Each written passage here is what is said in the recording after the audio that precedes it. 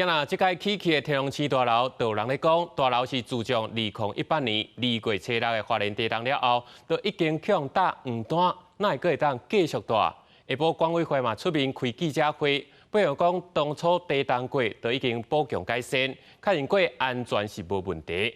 现场上新的情形，连线互台语台记者吕尚如做伙来了解。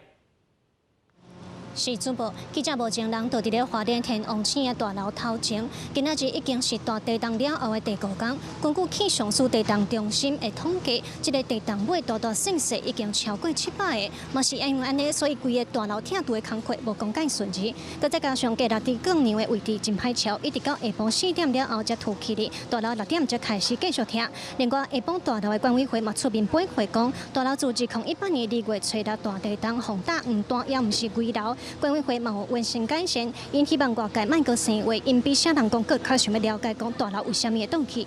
上次挑黄单，整个修完了，政府、县政府、建管课、技师通通来核过了，然后把黄单撕掉了，所以我们大楼是安全的。